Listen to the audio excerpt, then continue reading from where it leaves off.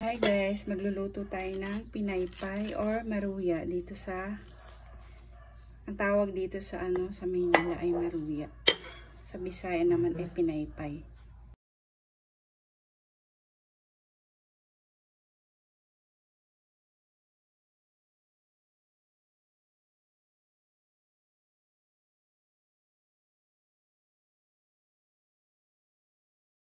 Ng butter guys, so bali half cup all-purpose flour, pwede harina. Lagay lang tayo ng half cup na water, 1:1 to kung 1/4, 1/4 din na water.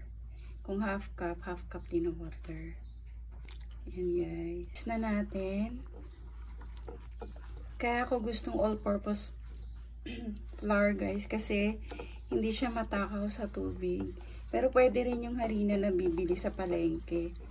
Kailangan nyo lang magdagdag ng tubig kasi matakaw yun sa tubig.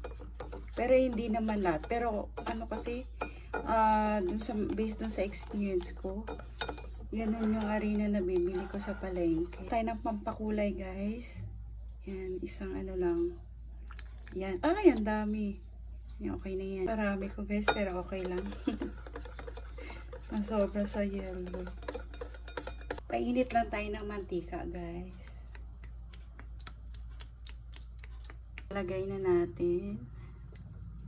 Dip natin siya.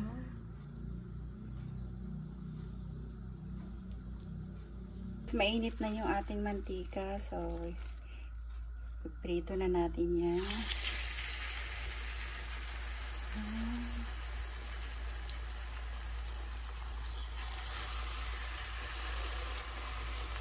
Alas nilay. Kaya lang natin maluto. Balik ta rin lang natin guys. Ayan guys, luto na siya.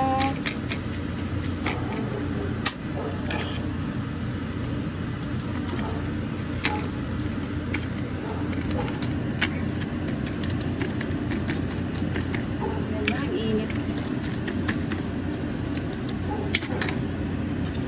Ayan ang ating maruya or pinaypay. Napakasarap, mainit po.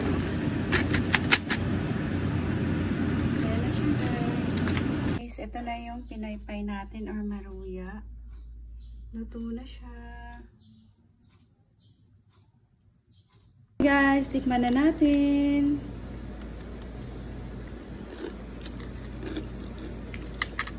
Init.